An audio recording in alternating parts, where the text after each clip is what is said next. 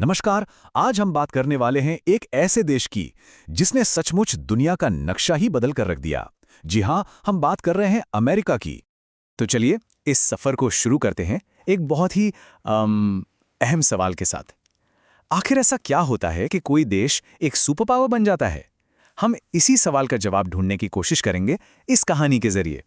तो चलिए समय में बहुत बहुत पीछे चलते हैं, एक ऐसे दौर में जब अमेरिका जैसा हम आज उसे जानते हैं वैसा था ही नहीं।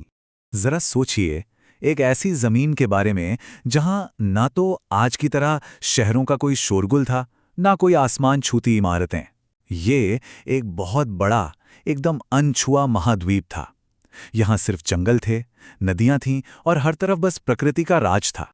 और इस जमीन पर रहने वाले लोग थे अमेरिका के असली बाशिंदे, यानी नेटिव अमेरिकन्स। जानते हैं, उनकी हजारों अलग अलग संस्कृतियां थीं और वो सब प्रकृति के साथ एक गहरे तालमेल में रहते थे। लेकिन फिर एक दिन आया जब सब कुछ हमेशा हमेशा के लिए बदल गया। ये कहानी बदली साल 1492 में। एक यूरोपियन सेलर था, क्रिस्टोफर कोलंबस, जो निकला तो था भारत को खोजने, लेकिन गलती से पहुंच गया एक बिल्कुल नई दुनिया में। और बस यहीं से दो अलग अलग दुनियाओं के टकराने की शुरुआत हुई। अब जैसे ही इस नई दुनिया की खबर यूरोप पहुंची तो बस आग की तरह फैल गई। इसके बाद तो यूरोप की बड़ी बड़ी ताकतों ने यहां अपना दबदबा बनाना शुरू कर दिया और इसी दौड़ में इंग्लैंड ने यहां अपनी 13 कॉलोनियां बसाईं।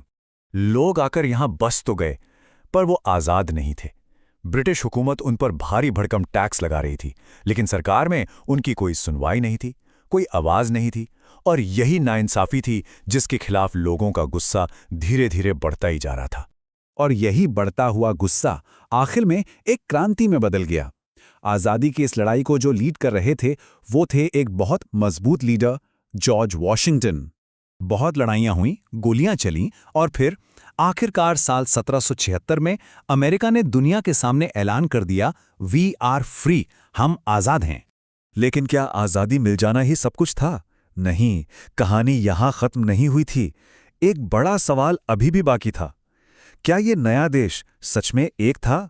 इसका जवाब था नहीं। देश एक नहीं था, ये साफ साफ दो हिस्सों में बटा हुआ था। एक तरफ था नॉर्थ, जहां इंडस्ट्रीज तेजी से बढ़ रही थीं और जो गुलामी के खिलाफ था, और दूसरी तरफ था साउथ, जिसकी पूरी की पूरी इकॉनमी खेती और गुलामों की मेहनत पर टिकी थी। और विचारों का यही बंटवारा देश को एक बहुत ही भयानक लड़ाई की तरफ ले गया, दी अमेरिकन सिविल वॉर, यानी अमेरिकी गृह युद्ध। ऐसे मुश्किल वक्त में देश की कमान एक ऐसे इंसान के हाथ में आई जिसने वाकई इतिहास का रुख ही मोड़ दिया। उनका नाम था अब्राहम लिंकन।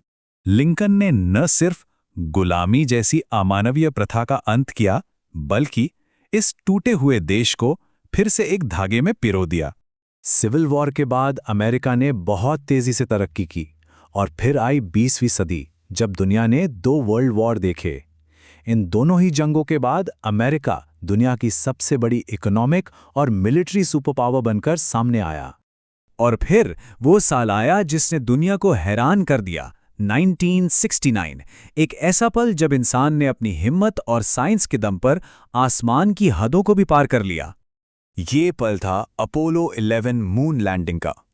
सोचिए, इतिहास में पहली बार किसी इंसान ने चांद पर कदम रखा था, और ये कमाल कर दिखाया था अमेरिका ने। इस एक मिशन ने उसे दुनिया की सबसे बड़ी टेक्नोलॉजिकल पावर बना दिया। लेकिन जैसा कि हर कहानी में होता है, सिर्फ जीत ही नहीं होती, इसमें दर्द भी शामिल होता है। और अमेरिका की कहानी में ये दर्दनाक मोड़ आया साल 2001 में, जब 9/11 के आतंकवादी हमलों ने सिर्फ अमेरिका को ही नहीं बल्कि पूरी दुनिया को जड़ से हिलाकर रख दिया। इतने सारे उतार चढ़ाव और मुश्किलों के बाद भी आज अमेरिका दुनिया के सबसे शक्तिशाली देशों में से एक है। तो आखिर में अमेरिका की कहानी हमें क्या बताती है? शायद यही कि एक सुपर पावर बनने का सफर कोई सीधी लाइन नहीं होता। ये संघर्ष, त्याग और हिम्मत की कहानी है, लेकिन साथ ही इसमें कई गहरे विरोधाभास भी हैं। और ये एक ऐसी कहानी है जो आज भी लिखी जा रही है।